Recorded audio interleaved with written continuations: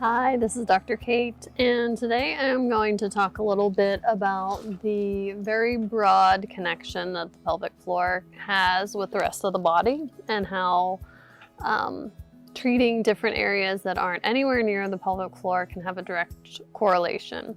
I did an episode on how and why inflexible feet can lead to pelvic floor dysfunction, and it kind of relates to that. If you haven't heard of anatomy trains before, that is a bit of a description of what I'm going to go through right now. So anatomy trains was put out there by Thomas Myers, and he basically dissected out these different layers of fascia that run through the body that connect very vastly different lines, different areas from head to toe. So the line that includes the pelvic floor is called the deep frontal line, and it goes from literally the soles of your feet all the way up to the jaw. And we can see how these different areas connect with one another and tie in together. So the deep frontal line consists of essentially the base of your foot. So when we talked about stiff feet, we kind of linked it in with when you lose that ability to lift the arch of your foot, you lose your shock absorber. And when you lose the shock absorber for movement, then the force has to be transmitted somewhere. So we've got the arch of the foot and that muscle right behind the shin bone. It's your tibialis posterior. If you've ever been into my office and come in with any lower extremity issue or lower leg issue, plantar fasciitis, and I've worked on your posterior tibialis, you're like, oh my gosh, I did not realize that was so sore, because it can be a problem area that people don't realize because they're not often poking around in there to realize that there's an issue going on. So that's the muscle that helps to lift your arch. Then we've got popliteus, which attaches into the knee. So if you think of the chain of events, if your arch drops, your knee isn't lined up, and it starts to bow inward, putting extra stress and pressure, can lead to knee injuries. Then we've got this intermuscular septum in the leg, so it's splitting the front half and the back half of the leg. After that, we've got your adductors, your inner thighs, so the groin area. And when we put out a lot of stuff, exercises and that kind of thing to address pelvic floor issues, I do a lot of adductor work and squeezing of the cordus ball. I do a lot of that for people that have SI joint pain or low back pain, because it's great. It's a great way to stabilize the pelvis. Then we've got pectineus also in that area. Then we have the pelvic floor, and we already know that those inner thighs, those adductors, have a direct relationship with pelvic floor, because the inner thigh, or the adductor as we call them, attaches into the pelvis and kind of butts up against where the pelvic floor is attaching. So that's where that fascial connection comes into. So we've got the pelvic floor, and then we have those deep, deep hip flexors. So there's different muscles that do hip flexion, but the ones I'm talking about for this are your iliacus and your psoas. A lot of people will talk about psoas, and iliacus and psoas actually attach in the same spot on the leg. So you might see in some texts it called iliopsoas. Basically, that's the lower attachment where they meet. But they're two separate muscles, and they start in two different spots. Your iliacus starts on the pelvis and then goes to the leg. And then the psoas attaches to your spine, your lumbar spine, and then attaches to the leg. So they're starting in two very different spots. And they have the fascia of your abdominal muscles covering them. So that also ties in very heavily with the pelvic floor as well.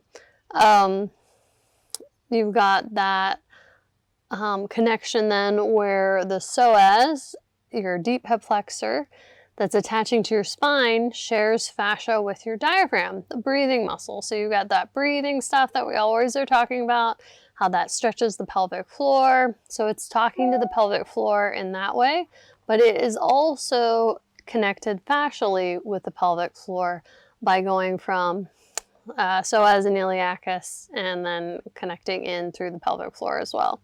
So there's that dual attachment there.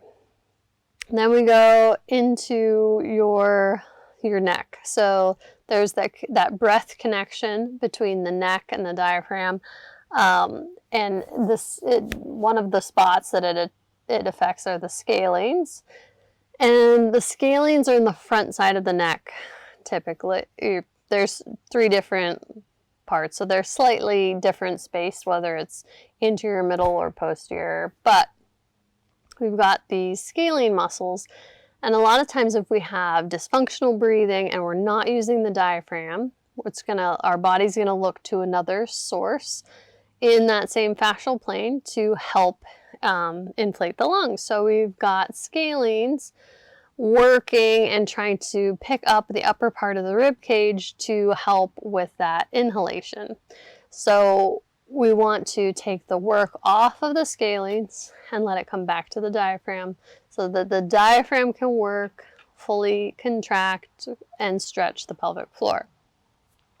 And the other neck muscles that are connected fascially are the infrasuprahyoid and then up into the TMJ. So these muscles around the jaw. So often when we clench our jaw, we have a literal fascial connection where we hold tension and clench in our pelvic floor.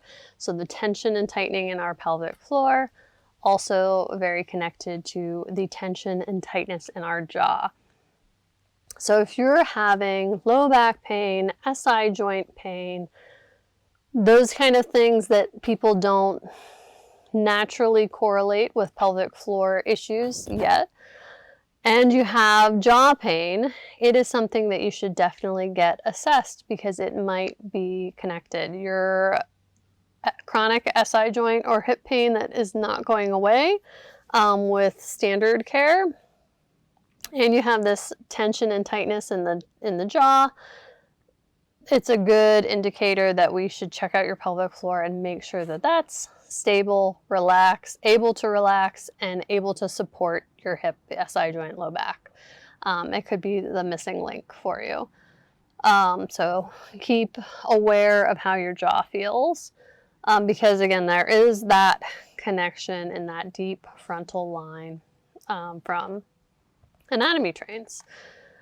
So with that deep frontal line, when it's all working well and together, it lifts the arch of the foot, it stabilizes each segment of the leg, so it's helping with ankle mobility and stability, knee health, hip stability and help. It supports the lumbar spine, and it stabilizes the chest when you're and allowing expansion and relaxation of breathing, and it balances your neck.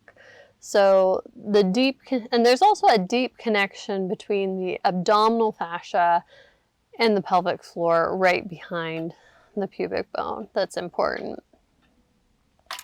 And another area that people don't usually like to get worked on, but it's important, is the umbilicus. So that's your belly button, and when you think about how it's, right in the center of your abdomen, it has a lot of fascial connection deep as well to the different layers of your abdomen. So there's a lot of fascial connections there as well. So doing mobilization of the belly button can also be helpful, even though it is not an area that we typically work on it's something that's good to assess as well. So if there's a few different, this is only one of the anatomy trains, and it's a very brief and simplified view of it. It goes into a ton of detail with Thomas Meyer's work, but it's very validating to see how we address pelvic floor issues and treat it. It lines up pretty well with those concepts between that deep front line and the fascial connections from the jaw all the way down to the arch of the foot. So if you have any questions, feel free to let me know. I'd be happy to answer them.